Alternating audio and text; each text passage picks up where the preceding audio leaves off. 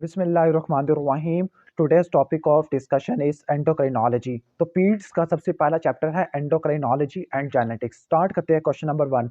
Constitutional growth delay और short stature है। तो सबसे पहले याद रख लेना कि जो शॉर्ट स्ट्रेचर कब लेबल करते हैं, जब आपको जो हाइट होती है, हाइट आपको 2 परसेंटाइल से कम देखने को मिले, तब उसको हम शॉर्ट स्ट्रेचर लेबल करते होते हैं। तो पहले तो आपको डेफिनेशन आनी चाहिए शॉर्ट स्ट्रेचर की है। फिर शॉर्ट स्ट्रेचर को हम 2 कैटेगरी में डिवाइड करते हैं, डिपेंडिंग अपॉन ग्रोथ वेलोसिटी है। सही हो गया।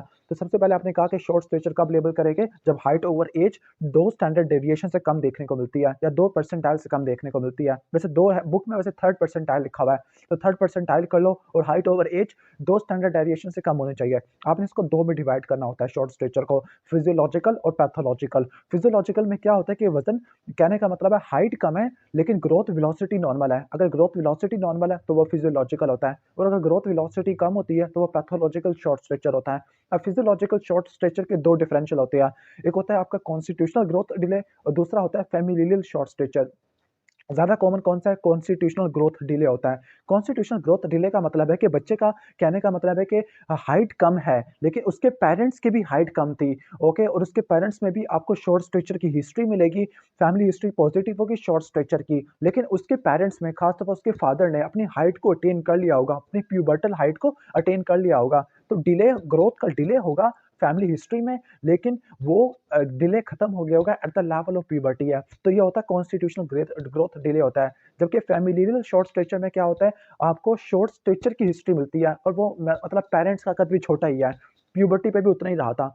ठीक है, ओके। तो ये अपने पॉइंट्स नोट करने होते हैं। इसके बाद जो कॉन्स्टिट्यूशनल ग्रोथ डिले होता है, इसमें जो आपकी बोन एज होती है वो क्रोनोलॉजिकल एज से क्या होती है, कम देखने को मिलती है। बोन एज और हाइट एज बराबर होती है लेकिन क्रोनोलॉजिकल एज से कम देखने को मिलती है। और अपर सेगमेंट और लोअर सेगमेंट की रेशियो निकालोगे, वो भी आपको नॉर्मल देखने को मिलती है। क्लियर? आपको उम्मीद है कि क्वेश्चन नंबर 1 समझ आ गया होगा। तो क्वेश्चन नंबर 1 में है कि मेल्स में होता है हाइट 2 परसेंटाइल से कम है, हालांकि बुक में 3rd परसेंटाइल लिखा हुआ है। डिलेड ग्रोथ पैटर्न देखने को मिलता है लेकिन फाइनल जो हाइट होती है वो नॉर्मल आपको देखने को मिलती है। बोन एज क्रोनोलॉजिकल एज से कम होती है, क्रोनोलॉजिकल एज जो उसकी एक्चुअल एज होती है, और फैमिली हिस्ट्री पॉजिटिव होती है ग्रोथ डिले की। तो एक कॉन्स्टिट्यूशनल ग्रोथ डिले होता है। अब क्या क्या इन्वेस्टिगेशन करा लोगे? सबसे पहले हिस्ट्री लोगे, फिर क्लिनिकल एग्जामिनेशन होगी, क्लिनिकल एग्जामिनेशन के अंदर ग्रोथ चार्ट ले लोगे। अब ग्रोथ चार्ट में आपकी कौन कौन से होती है? मिड पेरेंटल हाइट और ग्रोथ वेलोसिटी। सबसे इंपॉर्टेंट है ग्रोथ वेलोसिटी, ग्रोथ चार्ट पे देखते हो। फिर इन्वेस्टिगेशन के अंदर आ जाओगे। इन्वेस्टिगेशन के अंदर जो मेन आपने थायराइड हार्मोन और ग्रोथ हार्मोन को रूल आउट करना होता है। अच्छा, ब्लड एग्जामिनेशन में आप CBC, ESR, CRP, urea electrolyte, RFT, LFT और थायराइड फंक्शन टेस्ट करा लोगे। ये इंपॉर्टेंट है थायराइड फंक्शन टेस्ट, क्योंकि आपने हाइपोथायराइडिज्म को रूल आउट करना होता है। फिर एक्सरे रिस्ट करा लोगे। एक्सरे रिस्ट क्यों कराओगे? बोन एज को देखने के लिए। फिर आप कैरियोटाइपिंग करा लोगे जेनेटिक कॉज को ढूंढने के लिए। क्यों? क्योंकि जो शॉर्ट स्ट्रेचर होता है वो टर्नर डाउन सिंड्रोम की वजह से भी देखने को मिल सकता होता है। क्लियर? यूजिनल बायोप्सी ले लोगे इन केस ऑफ सिलिक डिजीज है। सिलिक disease is the most common cause of pubertal delay. Okay, growth delay का मोस्ट कॉमन कॉज होता है। बाकी एमआरआई करा लोगे और ग्रोथ हार्मोन के लिए प्रोवोकेशन टेस्ट करा लोगे। इसके बाद एक क्वेश्चन नंबर 2 में देखो, लाइक ऐसा है कि हाइट के बारे में कंसर्न है, लुकिंग वेल है लेकिन शॉर्ट लग रहा है अपनी हाइट से, तो शॉर्ट स्ट्रेचर है।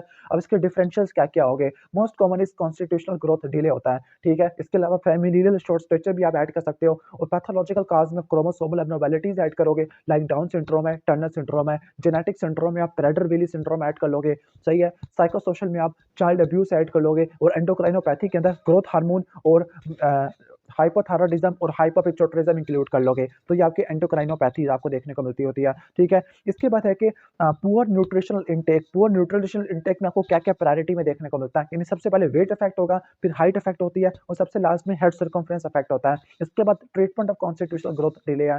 अभी हमने इन्वेस्टिगेशन पढ़ ली थी, ब्लड एग्जामिनेशन था, एक्सरे था, जूजिनल बायोप्सी और कैरियोटाइपिंग था। अब ट्रीटमेंट क्या होता है? रीअश्योरेंस होती है, एक्सप्लेनेशन होती है, और ग्रोथ हार्मोन की एडमिनिस्ट्रेशन करनी है in case of growth hormone deficiency है या टर्नर सिंड्रोम है। इसके बाद है कंजेनाइटल हाइपोथायराइडिज्म। कंजेनाइटल हाइपोथायराइडिज्म है, इसको बोलते हैं क्रिटिनिज्म कहते हैं। मोस्ट कॉमन काज क्या होता है? Okay, thyroid dysgenesis as compare to thyroid dyshormonogenesis. अगर डिसहार्मोनोजेनेसिस होगा तो आपको गोइटरस स्वेलिंग भी देखने को मिलेगी। अब क्या क्या क्लिनिकल फीचर्स होते हैं आपको?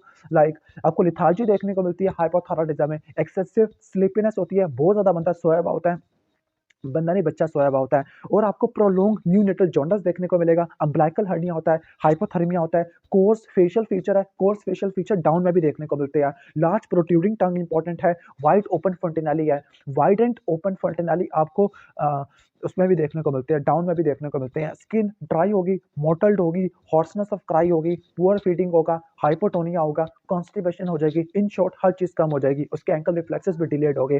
फॉर एग्जांपल क्वेश्चन नंबर 1 में देखो, कॉन्स्टिपेशन है, स्किन मोटल्ड है, अम्बिलिकल हर्निया है उसको, हाइपोथर्मिक है, प्रोलॉन्ग न्यूनेटल जॉन्डिस है, इंडायरेक्ट वाला बढ़ गया है। Most common causes thyroid dysgenesis as compare to thyroid dyshormonogenesis. तो ये कॉन्जेनिटल हाइपोथायरॉयडिज्म है, जिसको क्रिटिनिज्म भी कहते होते हैं। सबसे पहले हिस्ट्री लोगे, हिस्ट्री के अंदर वही क्लिनिकल पॉइंट्स आप नोट करोगे कि आपको क्या था, हाइपोथर्मिया आपने नोट करना था, क्लियर, सही है।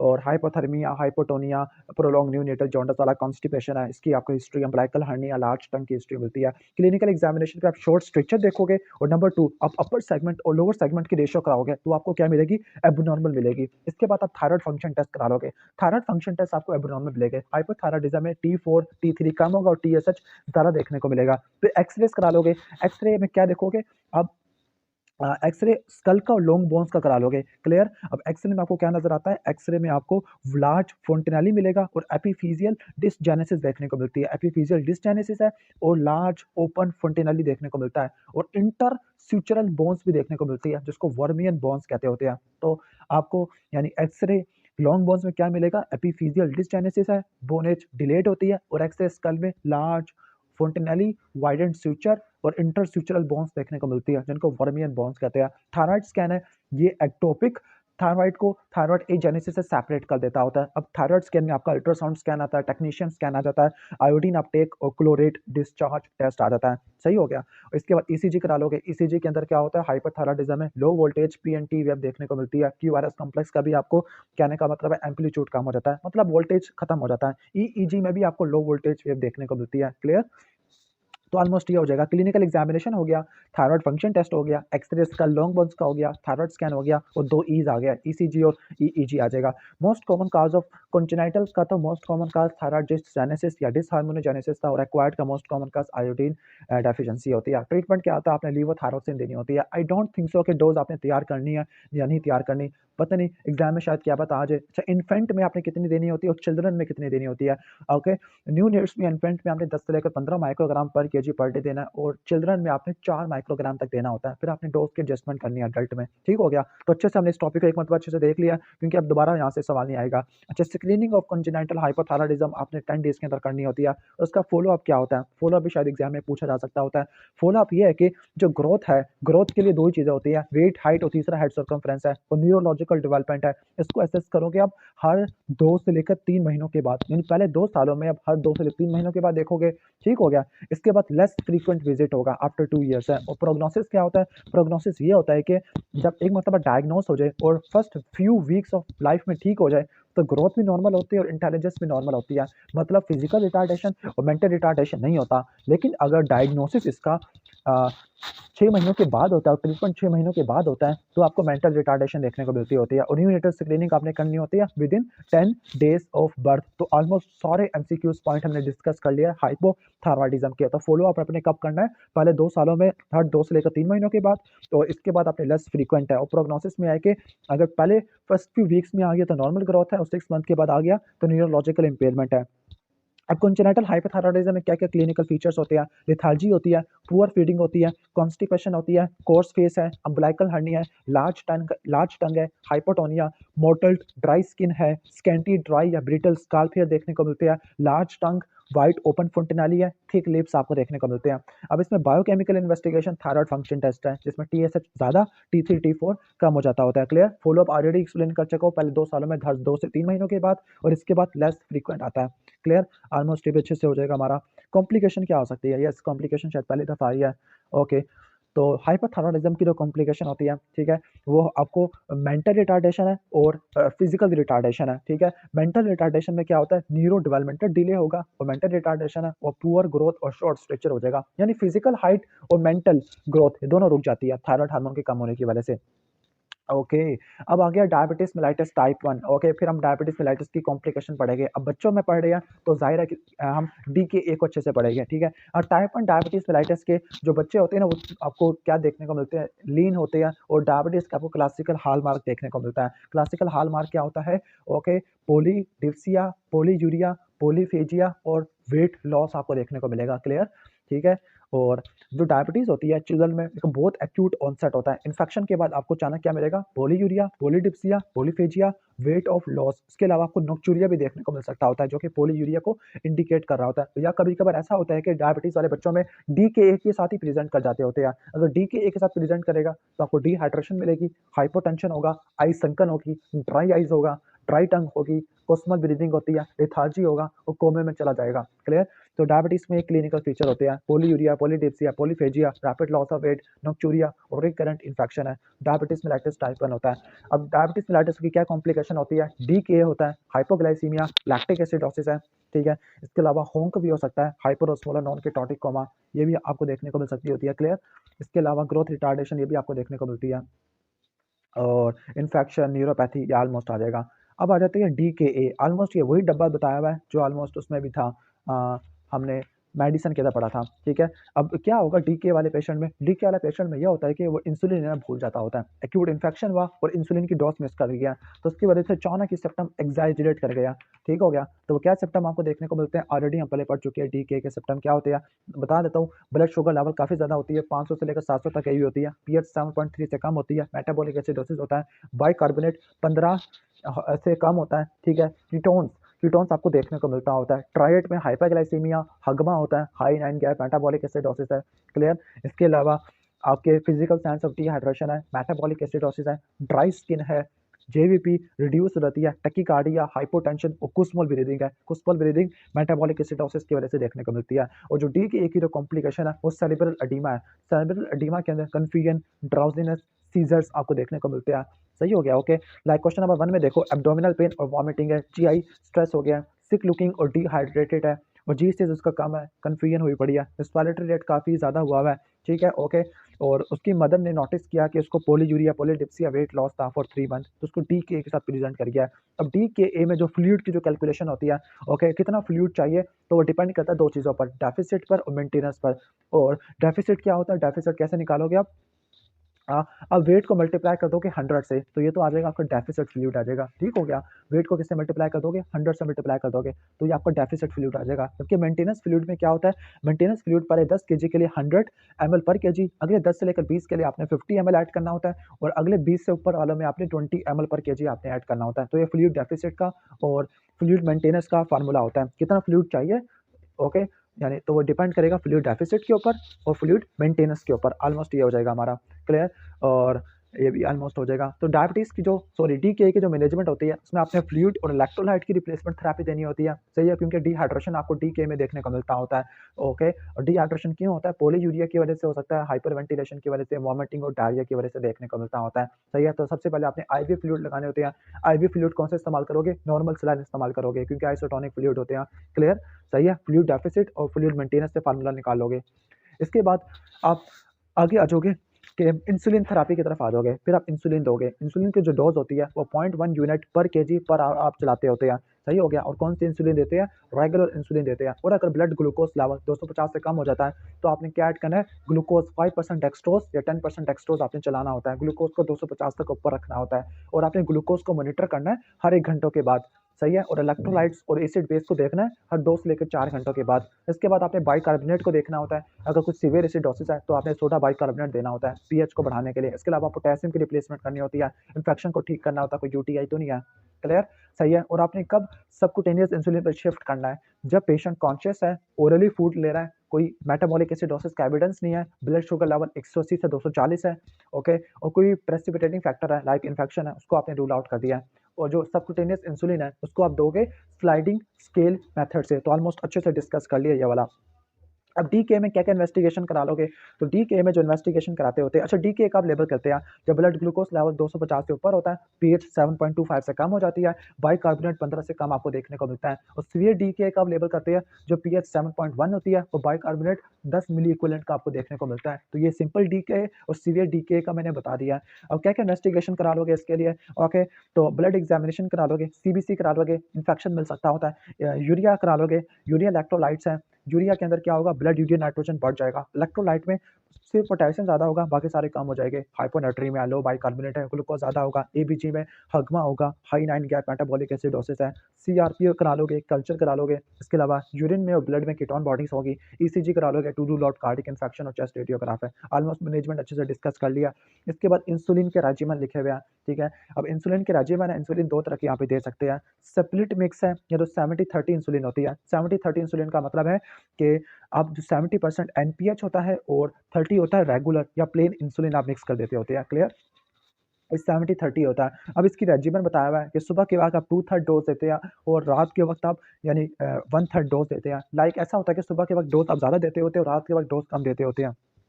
अब 2/3 है, 2/3 के अंदर ना 2/3 में भी जो 2/3 एनपीएच है, वो आपकी एनपीएच होती है, एक बात रट्टा मार लेना कि जो एनपीएच है वो 70% होती है, तो 2/3 ऑलमोस्ट 70% बन जाता होता है। और बोलस प्रिपरेशन के अंदर क्या करते हैं, बेसल बोलस के अंदर हम 2 इंसुलिन इस्तेमाल करते हैं। बेसल बोलस के अंदर बेसल इंसुलिन और बोलस इंसुलिन है। दोबारा एक्सप्लेन कर दें तो अगर समझ नहीं आया, इंसुलिन की 2 फार्मूलेशन है, एक मिक्स इंसुलिन है और दूसरा बेसल बोलस है। मिक्स में 70-30 इंसुलिन होती है, 70 में आपकी एनपीएच और 30 वाली रेगुलर इंसुलिन होती है। सुबह के वक्त 2/3 और रात को 1/3 देते हैं। इसके बाद बेसल बोलस है। बेसल वाली कौन सी होती है, जो लॉन्ग एक्टिंग इंसुलिन है, ग्लार्जिन हो गया, और बोलस के अंदर आपकी रेगुलर इंसुलिन है या शॉर्ट एक्टिंग इंसुलिन है, लाइक लिस्प्रो आता है।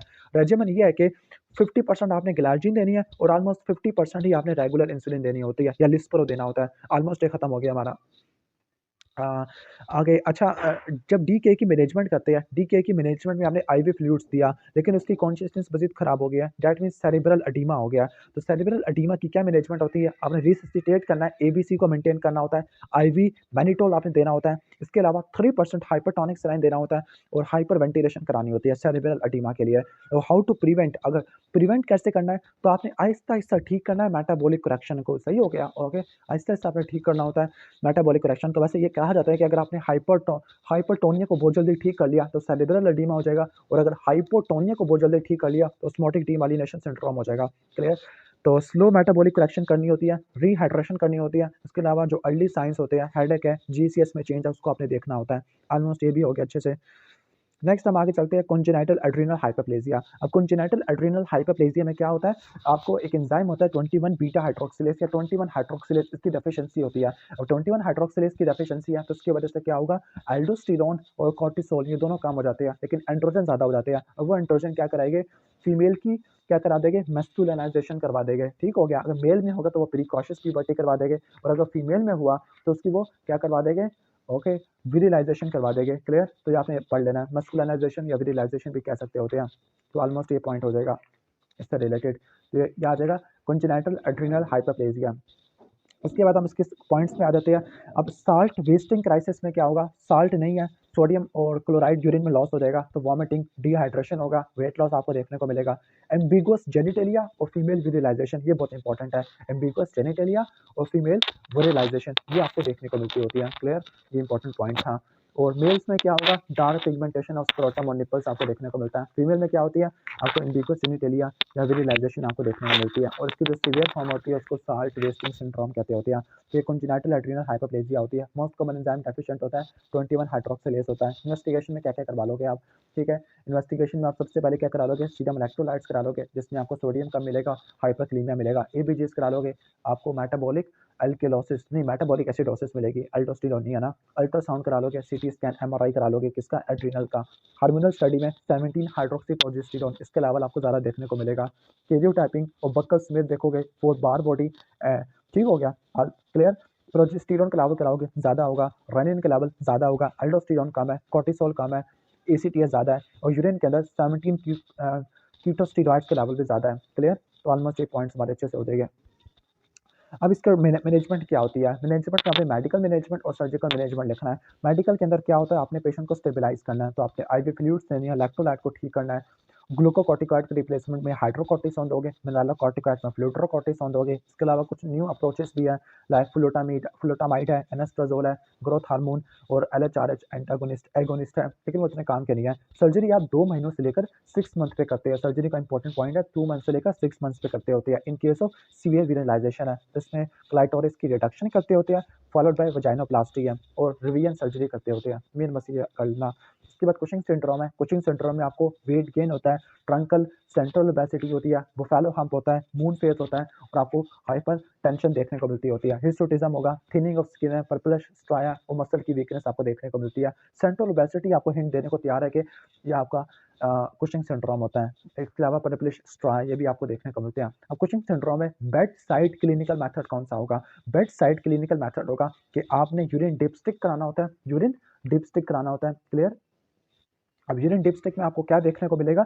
यूरिन डिपस्टिक में आप ग्लूकोज देख सकते हो। ओके क्लियर, कुशिंग सिंड्रोम वाले में, क्योंकि हाइपरग्लाइसीमिया होता है ना। Okay clear. इसके अलावा यूरिन के अंदर वैसे कोर्टिसोल तो कभी भी नहीं मिलेगा डिपस्टिक टेस्ट के अंदर, सही है। इसके अलावा वैसे मेन जो कंफर्मेशन होती है ना वो यूरिनरी सलाइवरी कोर्टिसोल होती है, लेकिन बेड साइड पे आप यूरिन डिपस्टिक टेस्ट करा लोगे, ब्लड शुगर लेवल करा लोगे और ब्लड प्रेशर चेक कर लोगे, ये बेड साइड टेस्ट होते हैं। और ये लेटेस्ट सवाल आया है, इन्वेस्टिगेशन के अंदर क्या होता है? अब इन्वेस्टिगेशन के अंदर वही हेडिंग है जो हमने ऑलमोस्ट मेडिसिन के अंदर पढ़ी थी, जो हमने मेडिसिन में बताई थी। सबसे पहले आप कुशिंग सिंड्रोम को कंफर्म करते हैं तो आप लेट नाइट स्लावरी कोर्टिसोल लेवल कराते हो, या फिर आप 24 आवर यूरिनरी कोर्टिसोल लेवल है, या low dose dexamethasone suppression test है, या ओवरनाइट डेक्सामेथासोन सप्रेशन टेस्ट है। अगर ये आपको पॉजिटिव मिल जाते हैं तो कुशिंग सिंड्रोम है। दूसरा काम आपने एसीटीएच को कराना होता है। एसीटीएच अगर कम है तो इसका मतलब है एड्रीनल ग्लैंड के अंदर मसला है, तो आप सीटी स्कैन करा लोगे एड्रीनल ग्लैंड का। अगर एसीटीएच ज़्यादा है तो पिट्यूटरी एडिनोमा हो सकता है या टॉपिक एसीटीएच सिंड्रोम हो सकता है। उसको रूल आउट करने के लिए आप क्या करते हैं? उसको रूल आउट करने के लिए आप high dose dexamethasone suppression test करते हैं। अगर पॉजिटिव आता है तो वो पिट्यूटरी एडिनोमा है, अगर नेगेटिव आता है तो एक्टोपिक एसिटिया सिंड्रोम है, जिसमें आपने स्मॉल सेल कार्सिनोमा को रखना होता है और लंग्स का सीटी स्कैन करा लोगे। अगर पिट्यूटरी एडिनोमा है तो उसको कंफर्म करने के लिए आप एमआरआई करा लोगे। अगर एमआरआई पे नजर नहीं आता तो bilateral inferior petrosal sinus sampling करानी होती है। सारा मेडिसिन वाली चीज़ है। क्लियर? और इसके बाद ट्रीटमेंट क्या होता है? मैनेजमेंट के अंदर आपने क्या करना होता है? ओके, मैनेजमेंट के अंदर अगर पिट्यूटरी का एडिनोमा है तो सर्जरी करनी है या रेडिएशन इस्तेमाल करनी होती है। ठीक हो गया, क्लियर? या मेडिकेशन भी दे सकते हैं, सिप्रोहेप्टाडीन या ब्रोमोक्रिप्टिन होती है जो कि एसीटीएच के लेवल को कम कर देती है। अगर एड्रीनल एडिनोमा है तो आपने एड्रीनलेक्टमी करनी होती है, और अगर एड्रीनल हाइपरप्लेजिया है तो पार्शियल एड्रीनलेक्टमी करते होते हैं। इसके बाद रिकेट्स। रिकेट्स के अंदर आपको लैब्स में क्या देखने को मिलता होता है? रिकेट्स में आपको कैल्शियम का लेवल आपको कम देखने को मिलता है, फॉस्फेट भी कम होता है। असल में विटामिन डी की डेफिशिएंसी की वजह से होती है। मोस्ट कॉमन काज क्या होता है? न्यूट्रिशनल काज होता है रिकेट्स का। मोस्ट कॉमन काज क्या होता है? न्यूट्रिशनल काज होता है। ठीक है, तो विटामिन डी की कमी होती है। ठीक है, विटामिन डी की वजह से कैल्शियम और फॉस्फेट का लेवल कम हो जाता है। अब कैल्शियम कम है तो उसके नतीजे में क्या प्रोड्यूस होगा? पीटीएच होता है, बोन की रिजॉर्प्शन कराना शुरू कर देगा। ठीक है, बोन की मिनरलाइजेशन भी नहीं हो पाएगी तो पीटीएच के लेवल ज़्यादा देखने को मिलेगा, अल्कलाइन फॉस्फेटेज भी ज़्यादा हो जाएगा। तो रिकेट्स में क्या होता है? बोन की मिनरलाइजेशन नहीं देखने को मिलती होती। क्लियर? ऑलमोस्ट ये हो जाएगा। इसके अलावा जब बोन की मिनरलाइजेशन नहीं होगी, देखिए जो ग्रोथ प्लेट है उसकी एक्सपांशन हो जाएगी, जिसकी वजह से आपको रिस्ट की वाइडनिंग देखने को मिलती होती है। अब इसका जो मोस्ट कॉमन काज होता है रिकेट्स का, वो क्या होता है? न्यूट्रिशनल काज होता है, विटामिन डी डेफिशिएंसी की वजह से देखने को मिलता है। विटामिन डी डेफिशिएंसी क्यों हो सकती है? मैल एब्जॉर्प्शन की वजह से हो सकती है, और मैल एब्जॉर्प्शन सिस्टिक फाइब्रोसिस या सिलिक डिजीज की वजह से हो सकता है, या सनलाइट का एक्सपोजर नहीं है, या फिर विटामिन डी का डिफेक्टिव मेटाबॉलिज्म है, फॉर एग्जांपल रीनल या हेपेटिक फेलियर है, इस केस में आपको देखने को मिल सकता है। इसके अलावा यानी जो टाइप्स ऑफ रिकेट्स है वो कैल्सियोपिनिक या हाइपोफॉस्फेटेमिक पर डिवाइड करना होता है कि कैल्शियम कम और फॉस्फेट कम है। अगर फॉस्फेट कम है तो उसको बोलते हैं विटामिन डी रेजिस्टेंट रिकेट्स है। ये ऑटोसोमल डोमिनेंट लिखा हुआ है लेकिन एक्स लिंक्ड डोमिनेंट होती है। क्लियर? और जो कैल्सियोपिनिक होती है मोस्ट कॉमन काज न्यूट्रिशनल होता है। इसके अलावा कुछ विटामिन डी डिपेंडेंट रिकेट्स भी होती है। लाइक ऐसा होता है कि जो टाइप 1 है उसमें आपको 120 जो होता है ना 125 हाइड्रोक्सिलेज, ये एंजाइम कहाँ पड़ा हुआ होता है? ये रीनल के अंदर पड़ा होता है, तो उसके अंदर मसला है, वो डेफिशिएंट है। और टाइप 2 के अंदर क्या होता है? रिसेप्टर से इसे काम नहीं कर रहे, तो ये विटामिन डी डिपेंडेंट रिकेट्स होती है। ठीक हो गया? ओके, तो विटामिन डी डिपेंडेंट रिकेट्स में टाइप 1 में एंजाइम नहीं है। ओके, 1 अल्फा हाइड्रोक्सिलेज एंजाइम नहीं है किडनी के अंदर। क्लियर? और जो टाइप 2 के अंदर क्या होता है? टाइप 2 के अंदर आपको रिसेप्टर की म्यूटेशन देखने को मिल रही है। इसके बाद विटामिन डी ओके ऑलमोस्ट ये हो जाएगा हमारा। फिर विटामिन डी रेजिस्टेंट रिकेट्स होती है जिसको बोलते हैं हाइपोफॉस्फेटेमिया होता है। इसमें क्या होता है कि रीनल फॉस्फेट लीक हो जाता है जिसकी वजह से सीरम फॉस्फेट लेवल कम होगा, फिर भी रिकेट्स आपको देखने को मिलती है। इसके अलावा एक ऑन्कोजेनिक रिकेट्स होती है, ट्यूमर की वजह से होती है, सॉफ्ट टिश्यू ट्यूमर या बोन की वजह से देखने को मिलती है। अब रिकेट्स में क्या क्लिनिकल साइंस आपको देखने को मिलती है? रिकेट्स में जो क्लिनिकल साइन होते हैं, आपने हेड टू टो मूव करना होता है। ठीक हो गया? ओके, अब हेड से लेके चलो और आप टो पे लेके चलो तो आपको बहुत ज़्यादा आसान हो जाएगा रिकेट्स के साइन को देखने का और याद करने का। ठीक है, अब स्टार्टिंग फ्रॉम द स्कल, आपको स्कल पे क्या देखने को मिलेगा? Okay clear. एक मिनट पहले मैं यहाँ से निकाल लूँ। ओके सही है। Okay sorry for interruption. अच्छा अब हम स्टार्ट कर रहे हैं, starting from the head, head to toe जाते हैं। हेड पे क्या होगा? नंबर वन, हेड का साइज आपको ज़्यादा देखने को मिलेगा, लार्जर देन नॉर्मल होगा। नंबर टू, फ्रंटल बॉसिंग होगी। नंबर थ्री, क्रेनियो टेप्स होगा, जिसको बोलते हैं पिंग पोंग बाल सेंसेशन। ठीक है, पिंग पोंग बाल सेंसेशन है। इसके अलावा जो फोंटेनालीज है उनका डिलेट क्लोयर होगा और कैपुट क्वाड्रेंटम होगा। क्या क्या होगा हेड पे? हेड लार्जर होगा, फ्रंटल बॉसिंग होती है, क्रेनियो टेप्स होगा, डिलेट क्लोयर ऑफ फोंटेनाली होते हैं और कैपुड क्वाड्रेंटम होता है, जिसको स्क्वायर लाइक हेड कहते हैं। टीथ में आपको डिफेक्टिव इनेमल होगा, डिलेट इरप्शन ऑफ टीथ होगी, डिफेक्टिव इनेमल होगा और कैल्सिफिकेशन मिलेगी प्राइमरी टीथ की।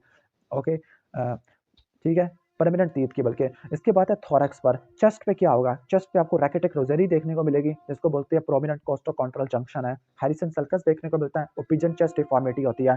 फिर आप चेस्ट के पीछे आ जाओ, स्पाइन, स्पाइन पे आपको काइफोसिस, स्कोलियोसिस, लॉर्डियोसिस सारी एब्नॉर्मलिटीज आ गई है। फिर पेल्विस पे आ जाओ, पेल्विस कॉन्ट्रैक्टेड पेल्विस होता है, ठीक सही हो गया, जिसकी वजह से चाइल्ड बर्थ नहीं हो सकती। एक्सट्रीमिटीज पे आ जाओ तो रिस्ट की, एंकल्स की वाइडनिंग देखने को मिलती है, लॉन्ग बोन्स की बेंडिंग होती है, जिसकी वजह से जीनू वैरम या जीनू वेलगम आपको देखने को मिल सकता होता है। ठीक हो गया, ओके। जीनू वैरम या जीनू वेलगम है। जो नॉक नहीं है उनको बोलते हैं जीनू वेलगम, और जो जीनू वैरम होता है बो लेग्स को बोलते हैं। क्लियर, सही हो गया।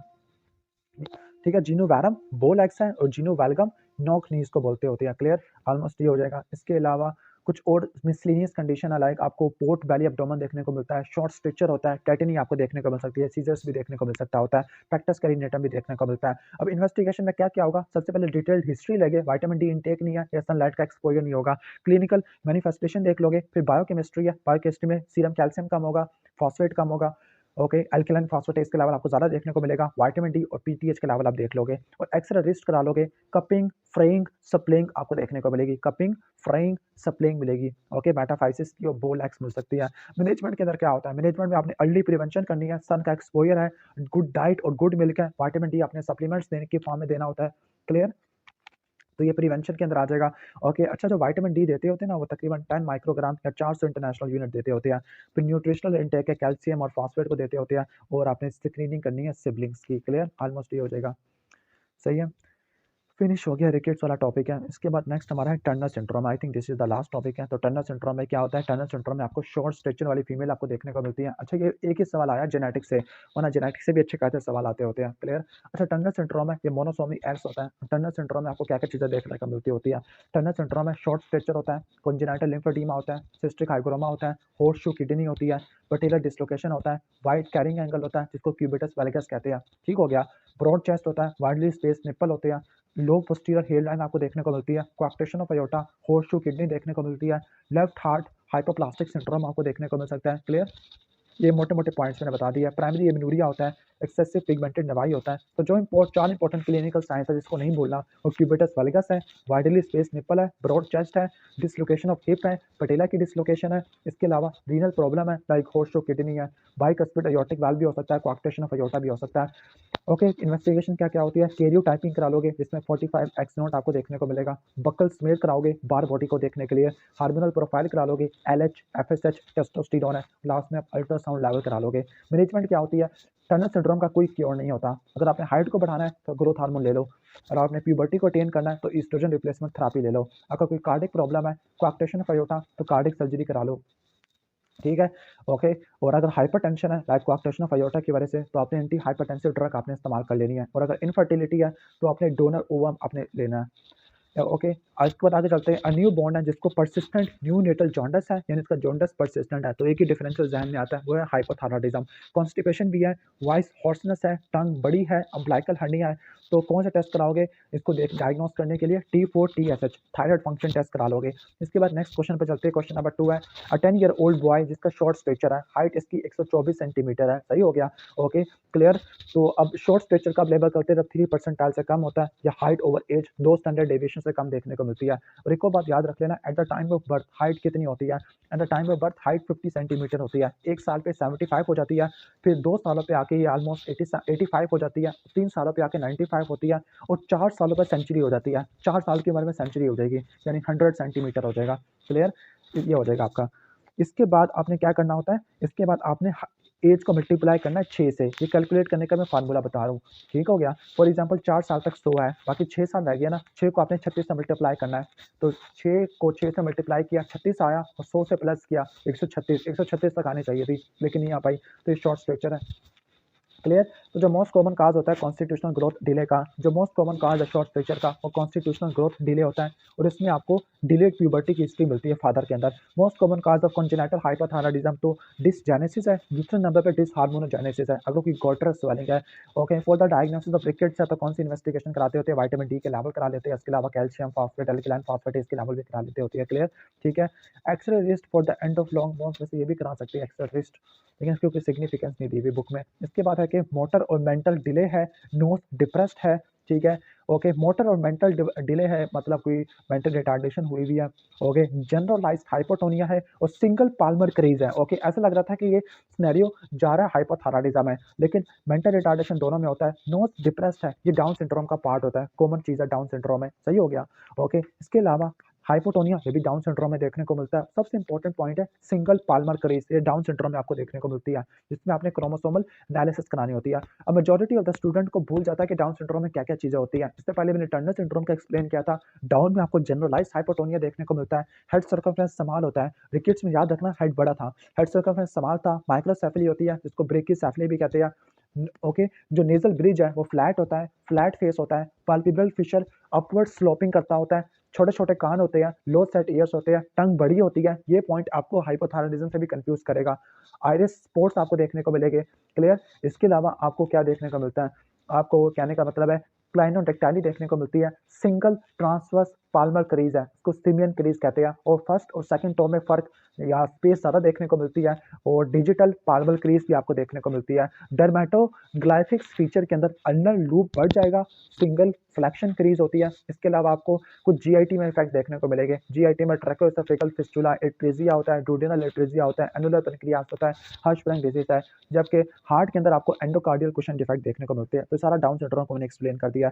इसके बाद है कि 2 इयर्स ओल्ड बॉय जो कि डायग्नोस है रिकेट्स का, तो most common cause nutritional deficiency, vitamin D की कमी होती है। Okay, hypocalcaemia is a feature of DiGeorge syndrome है, और डाइजॉर्ज सिंड्रोम में रट्टा मार लेना कैच 22 का एक निमोनिक रट्टा मारते होते हैं, कैच 22 का मतलब है जो 22 क्रोमोसोम है ना, उस जीन की आपको क्या मिलेगी, आपको डिलीशन देखने को मिलती होती है, कैच 22 बोलते होते हैं, ठीक हो गया। ओके, अब कैच 22 में आपको क्या क्या चीज़ें देखने को मिलती होती है, क्लियर।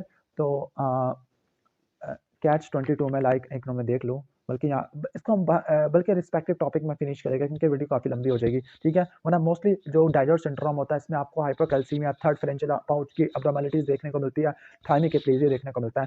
नेक्स्ट हम आगे आ जाते हैं। You are examining a child having a trisomy 21 है, तो ट्राइसोमी 21 टर्नर सिंड्रोम होता है। टर्नर सिंड्रोम में आपको सॉरी ट्राइसोमी 21 तो डाउन सिंड्रोम होता है, टर्नर सिंड्रोम तो 45X0 होता है। तो 45X0 के अंदर क्या मिलेगा, palpebral fissure, slanting downward and medially with prominent epicanthal fold, yes ये इंडिकेट कर रहा है डाउन सिंड्रोम का।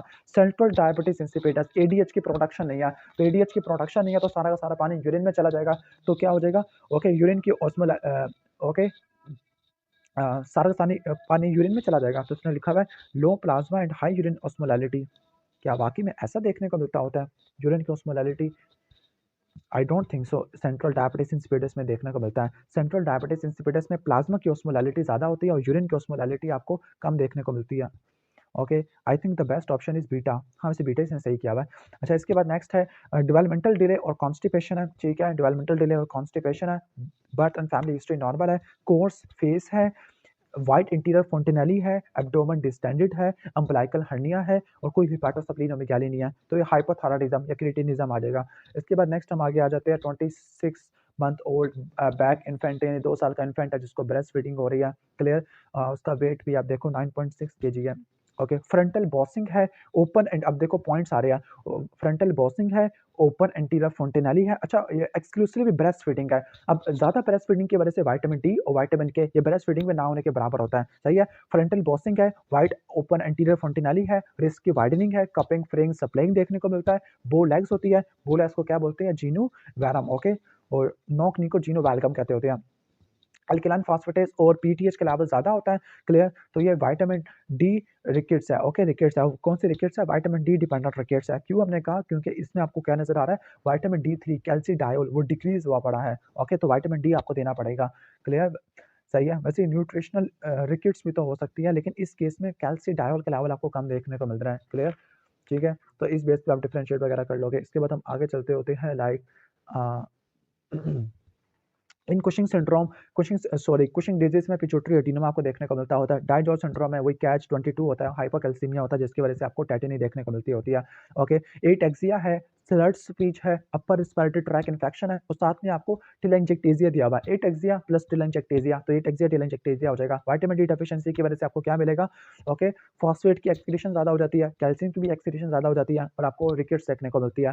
Clinical feature of Down syndrome, Down syndrome में आपको generalise hypotonia, single palmar crease है, फर्स्ट सेकंड टो में फर्क देखने को मिलता है, सिंगल पाल्पेब्रल फिशर आपको देखने को मिलता है, ठीक है। Karyotyping and tunnel syndrome 45X0 होता है। अगर ये 46XXY होता है तो ये क्लाइनफेलर होता है, और अगर ये ट्राइसोमी 21 होता है तो ये डाउन होता है, ट्राइसोमी 18 होता है तो ये एडवर्ड होता है, और ट्राइसोमी 13 होता है तो ये पैटी होता है। ट्राइसोमी 21 डाउन हो जाता है, हाइपरथायराइडिज्म में टीएसएच के लेवल बढ़ जाता होता है, और T3 T4 कम हो जाती है। डायबिटिक पेशेंट है, उसको इंसुलिन दी गई है ओके, इंसुलिन लेने के बाद उसको टैकीकार्डिया है, अपर एब्डोमिनल पेन है, और स्वेटिंग होना शुरू हो गया। टैकीकार्डिया और स्वेटिंग ये ऑटोनॉमिक सिम्पटम्स हैं, तो ये हाइपरग्लाइसीमिया की वजह से होते हैं। स्मॉल टेस्टिस, क्रिप्टोरकाइटिज्म, गायनिकोमास्टिया एंड टाल cylinder bodies with long legs, यानी शॉर्ट स्ट्रेचर के बजाय अगर आपको बहुत लंबा कद मिले देखने को मिले तो एक क्लाइनफेलर सिंड्रोम में देखने को मिलता है। 45XXY होती है, क्लियर, 45XXY होती है, क्लाइनफेलर सिंड्रोम होता है, क्लियर, सही हो गया। तो इसमें आपको मेंटल रिटार्डेशन देखने को मिलती है, गायनिकोमास्टिया होता है, छोटे छोटे टेस्टिस होते हैं, इनफर्टिलिटी होती है, ओके, और काफ़ी टालर हाइट होती है, ओके, और फीमेल बॉडी हैबिटस होता है, गायनिकोमास्टिया आपको देखने को मिलता होता है, क्लियर। इसके बाद नेक्स्ट है कि टर्नर सिंड्रोम है। टर्नर सिंड्रोम में शॉर्ट स्ट्रेचर होता है, वेब्ड नेक होता है, ब्रॉडली स्पेस निपल होती है, ओके, हॉर्सशू किडनी होती है, कोआक्टेशन ऑफ अयोर्टा होता है, ये कुछ पॉइंट्स है। Constant feature of Down syndrome में हमेशा मेंटल रिटार्डेशन होती है, ओके, आईक्यू कम होगा, 70 से कम हो जाएगा, okay, clear. IQ down syndrome में आपको कम देखने को मिलता है। वैसे बुक कहती है कि 20 से लेकर 75 होता है, और जो मीन आईक्यू है वो 50 होता है डाउन सिंड्रोम में। नेक्स्ट क्वेश्चन पे आ जाते हैं, best test in patient of short stature है, वजन कह रहा हूँ, हाइट कम है, एब्डोमेन डिस्टेंडेड है, पुअर परफॉर्मेंस एट स्कूल है, मेंटली एबनॉर्मल है, तो ये थायराइड हार्मोन की कमी देखने को मिल रही है, तो आपने थायराइड प्रोफाइल कराना होता है। Losing weight despite increase appetite, okay, तो वजन कम हो रहा है लेकिन एपिटाइट बढ़ गई है, तो हाइपरथायराइडिज्म में होता है। डाउन सिंड्रोम में ट्राइसोमी 21 का मसला होता है। एटेक्सिया है, स्लर्ड स्पीच है, टाइनी रेड स्पाइडर वेन्स है, तो एटेक्सिया टेलेंजेक्टेसिया में होता है। डाइजॉल सिंड्रोम को कैच 22 कहते होते हैं, क्लियर, सही हो गया। और इसमें आपको क्या देखने को मिलता है, डाइजॉर्ज सिंड्रोम में आपको 22 क्रोमोसोम की माइक्रो डिलीशन आपको देखने को मिलती है, क्लियर। तो ये डाइजॉर्ज सिंड्रोम के बारे में हमने पढ़ लिया। इसके बाद हम नेक्स्ट आगे आ जाते हैं, ओके, नेक्स्ट क्वेश्चन पे आ जाते हैं। बोन एज हाइट एज से इक्वल है लेकिन क्रोनोलॉजिकल एज से कम है, तो वो कॉन्स्टिट्यूशनल ग्रोथ डिले होता है। कौन सा होता है? कॉन्स्टिट्यूशनल ग्रोथ डिले होता है। और अगर बोन एज हाइट एज से बड़ी हो जाती है तो उसको बोलते हैं फैमिलियल शॉर्ट स्ट्रेचर है। इसके बाद नेक्स्ट है, यानी हाइट एज अगर कम है बोन एज से तो वो फैमिलियल शॉर्ट स्ट्रेचर है, क्लियर, ऑलमोस्ट ये हो जाएगा। इसके बाद नेक्स्ट आ जाते हैं, प्रेजेंटेशन ऑफ रिकेट्स है विद मार्केडली डिक्रीज फॉस्फेट, तो ये एक्स लिंक्ड हाइपोफॉस्फेटेमिया या विटामिन डी रेजिस्टेंट रिकेट्स होती है। डायग्नोसिस ऑफ डाउन सिंड्रोम, तो इसमें डाउन सिंड्रोम को डायग्नोस करने के लिए क्या करते हैं, फर्स्ट ट्राइमेस्टर में डबल टेस्ट करते हैं, बीटा सीजी, पैप ए और न्यूक्लियर ट्रांसलेसेंसी भी देखते हैं। सेकंड ट्राइमेस्टर में ट्रिपल और क्वाड्रपल स्क्रीनिंग करते हैं। ट्रिपल में आपका अल्फा फीटोप्रोटीन है, बीटा सीजी है और अनकॉन्जुगेटेड एस्ट्रायोल है, और जबकि सेकंड ट्राइमेस्टर में क्वाड्रपल टेस्ट भी कर सकते हैं। क्वाड्रपल टेस्ट में बीटा सीजी, इनहिबिन, अनकॉन्जुगेटेड एस्ट्रायोल और अल्फा फीटोप्रोटीन है। बीटा एसजी और इनहिबिन का लेवल ज़्यादा हो जाता है, तो ये सही हो गया। इसके बाद नेक्स्ट हम आगे चलते होते हैं, कंफर्मेशन के लिए आप एम्नियोसेंटेसिस या सीवीएस करवाते होते हैं। नेक्स्ट है कि hyper pigmented genitalia, hyper pigmented genitalia क्यों होंगे, एसीटीएच के ज़्यादा होने की वजह से होंगे। और एक कॉन्जेनिटल एड्रिनल हाइपरप्लेजिया में देखने को मिलते हैं हाइपर पिगमेंटेड विरिलाइज्ड और एम्बिगुअस जेनिटेलिया, एम्बिगुअस जेनिटेलिया और कॉन्जेनिटल हाइपरथायराइडिज्म है, ठीक हो गया। और यानी जेनिटेलिया भी एम्बिगुअस है, और कहने का मतलब है हाइपोथायराइडिज्म भी आपको देखने को मिल रहा है। तो इसके यानी ये क्या थायराइड हार्मोन की कमी में देखने को मिलता होता है। इस एमसीक्यू को मैं चेक कर लूँगा फिर भी, ठीक है। इसके बाद है कि डायग्नोस्टिक इन्वेस्टिगेशन इन रिकेट्स है, रिकेट्स में आप कैल्शियम फॉस्फेट, अल्कलाइन फास्फेटेज और विटामिन डी के लेवल कराते होते हैं। मेल है जिसका लॉन्ग स्ट्रेचर है, गायनिकोमास्टिया है और 47XXY है, तो एक क्लाइनफेलर सिंड्रोम होता है। इन्वेस्टिगेशन फॉर हाइपरथायराइडिज्म, तो हाइपरथायराइडिज्म के लिए थायराइड फंक्शन टेस्ट कराते होते हैं, clear. Investigation for genetic disorder, okay. Like down syndrome के लिए आप कैरियोटाइपिंग करते होते हैं। HbA1c है तो आपने give last 3 month glucose level वैसे 3 मंथ के बाद मॉनिटर करते होते हैं। क्लियर, सही है। डिहाइड्रेशन है, एब्डोमिनल पेन है, कन्फ्यूजन है, यूरिन की फ्रीक्वेंसी बढ़ रही है तो DK का सिनेरियो होता है। प्यूबर्टी 12 साल की उम्र से स्टार्ट नहीं हुई, लेकिन मदर को प्यूबर्टी 16 साल की उम्र में थी। ठीक है, ओके। तो ये कॉन्स्टिट्यूशनल ग्रोथ डिले होता है। बोन एज हाइट एज के बराबर है लेकिन क्रोनोलॉजिकल एज से कम है तो ये कॉन्स्टिट्यूशनल ग्रोथ डिले होता है। और अगर हाइट एज बोन एज से कम है तो ये फैमिलियल शॉर्ट स्ट्रक्चर होता है। कोर्स फेसेस आपको हाइपोथायरायडिज्म और डाउन सिंड्रोम में देखने को मिलती है। वंस अगेन कि क्रोनोलॉजिकल एज का यानी बोन एज कम है क्रोनोलॉजिकल एज से तो कॉन्स्टिट्यूशनल ग्रोथ डिले होता है। कॉन्जेनाइटल हाइपोथायरायडिज्म का most common cause thyroid dysgenesis या डिसहार्मोनोजेनेसिस होता है। Best test for hypothyroidism TSH के लेवल कराने हैं। डिहाइड्रेशन, एब्डोमिनल पेन है, कन्फ्यूजन है और यूरिन की फ्रीक्वेंसी बढ़ गई है तो DK में देखने को मिलता होता है। ठीक है, अगर कहने का मतलब है विटामिन D3 का लेवल खासतौर पर आपका 125 यानी जो होता है कैल्सिट्रायोल होता है उसका लेवल कम है तो ये विटामिन D डिपेंडेंट रिकेट्स होती है जिसको रिकेट्स टाइप 1 कहते होती है। आगे ये आगे कैच 22 सीवियर सबनॉर्मैलिटी। A से आपका एबनॉर्मल फेस है, T से थाइमिक हाइपोप्लेजिया, C से क्लेफ्ट पैलेट है और H से हाइपरकैल्सीमिया और 22 क्रोमोसोम की डिलीशन है तो उसको बोलते हैं कैच 22 सिंड्रोम या डाइजॉस सिंड्रोम होता है। इसमें थर्ड और फोर्थ फेरेंशियल पाउच का मसला होता है। ट्राइसोमी 21 है, हाइपोथायरायडिज्म है। ओके, यानी हाइपरथायरायडिज्म भी डाउन सिंड्रोम में देखने को मिलता है। वाओ। सिंगल पाल्मर क्रीज है, ओके, और डोडेनल एट्रेजिया है। अपवर्ड स्लांटिंग पाल्पेब्रल फिशर है तो ये डाउन सिंड्रोम में होता है। कैरियोटाइप अगर 45X होता है, फीमेल है, शॉर्ट स्ट्रक्चर है, वेब्ड नेक है तो टर्नर सिंड्रोम है। मेल है 47XXY है, टाल स्ट्रक्चर है, गायनेकोमास्टिया है तो ये क्लाइनफेलर सिंड्रोम होता है। Ataxia, slurred speech, recurrent UTI लिखे हुए हैं और tiny red spider veins on cheeks तो एटेक्सिया टेलेंजियोप्लाजिया में देखने को मिलती है।